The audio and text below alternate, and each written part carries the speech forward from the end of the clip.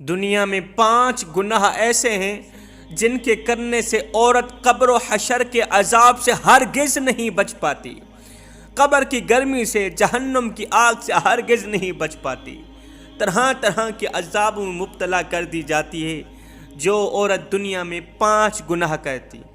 آخر وہ 5 گناہ ہیں کون کون سے؟ آؤ حضرت شیخ سعدی رحمۃ اللہ تعالیٰ علیہ سے پوچھتے ہیں کہ وہ 5 خطرناک گناہ ہیں کون کون سے۔ حضرت شیخ سعدی رحمۃ اللہ تعالیٰ علیہ ایک عبرت ناک واقعہ بیان کرتے ہیں۔ کہتے ہیں کسی گاؤں میں ایک خوبصورت عورت رہا کرتی تھی، بڑی ہی حسین و جمیل تھی، اللہ نے بڑے ہی حسن سے نواز رکھا تھا، شہزادی تھی، لوگ اس کے حسن کی تعریف کیا کرتے تھے۔ وہ جتنی خوبصورت تھی نا، اس سے کہیں زیادہ وہ بدصورت تھی۔ جتنی وہ شکل کی خوبصورت تھی اتنی دل کی خوبصورت نہیں تھی، دل کی بدصورت تھی، نیک سیرت نہیں تھی۔ اللہ کرنا ایسا ہوا اس عورت کو ایک خطرناک بیماری لاحق ہو گئی۔ بیماری نے کیا کیا؟ اس کی خوبصورتی کو بدصورتی میں تبدیل کر دیا، اس کے گورے چٹے رنگ کو کالے میں تبدیل کر دیا، زندگی کا سورج ڈھل گیا۔ بیماری اسے اس طرح کی خطرناک لگی کہ بیماری نے اس کی جان لے لی، موت کا فرشتہ آیا، روح نکال کے چلا گیا۔ اس خوبصورت عورت کا انتقال ہو گیا، یہ فوت ہو گئی۔ جب اس کی قبر کھودنے لگے، گورکن کہتا ہے کڑکتی دھوپ تھی، تتی ریت تھی، گرمی کا موسم تھا۔ جب اس کی قبر کھودنے لگے تو قبر میں آگ ہی آگ ہے، آگ کے شعلے ہیں، تپش ہی تپش ہے، باہر بھی گرمی، اندر کچھ زیادہ گرمی ہے۔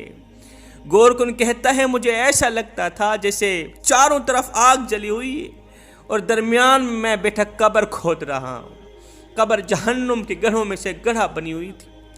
خیر، اس عورت کا جنازہ پڑھایا گیا، اس کو کفن دیا گیا۔ جنازہ پڑھانے کے بعد جب اس کی تدفین کرنے لگے، جب اس خوبصورت عورت کو مٹی کے سپرد کرنے لگے، دفن کرنے لگے، تو عزیز و اقارب نے اپنی ان آنکھوں سے دیکھا کہ قبر کے اندر کیڑے ہی کیڑے ہیں، قبر کے اندر بچھو ہی بچھو ہیں، بچھو ہیں، کیڑوں نے منہ کھولا ہوا ہے، بچھوؤں نے منہ کھولا ہوا ہے کہ اللہ تعالیٰ ہماری طرف غذا بھیج رہا ہے۔ اللہ تعالیٰ نے ہماری جو ڈیوٹی لگائی ہے کہ ہم نے بس اسی میت کو کھانا ہے، وہ میت ہماری طرف آ رہی۔ اللہ اکبر! ابھی اس کی تدفین کر ہی رہے تھے، اس خوبصورت عورت کی ماں وہاں آ گئی۔ ماں نے تمام لوگوں کو مخاطب کرتے ہوئے کہا، لوگو، یہ وہ بدبخت لڑکی جس کی قبر جہنم کے گڑھوں میں سے گڑھا بنی ہوئی ہے، یہ بدبخت دنیا میں 5 گناہ کیا کرتی تھی۔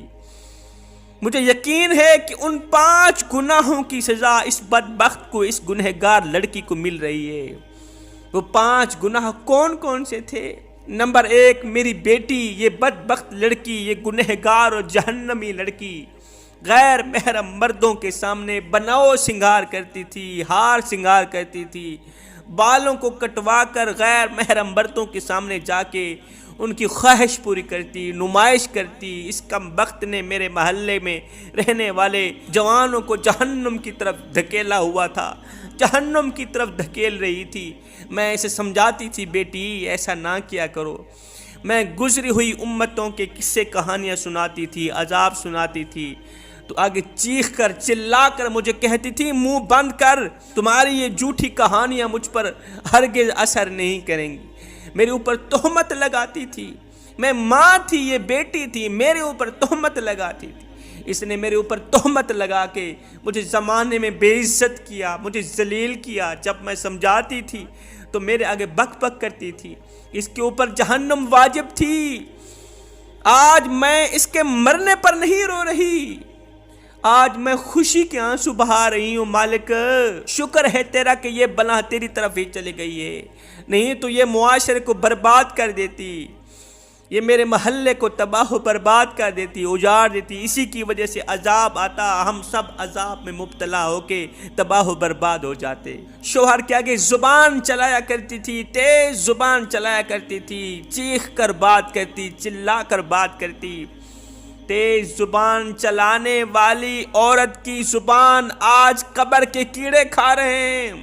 قبر کے بچھو کھا رہے ہیں۔ میری ماؤں، بہنوں، بیٹیوں، کبھی بھول کر کے بھی اپنے والدین کے آگے اونچی آواز میں بات مت کرنا، شوہر کے آگے اونچی آواز میں بات مت کرنا، چیخنا نہیں، چلانا نہیں۔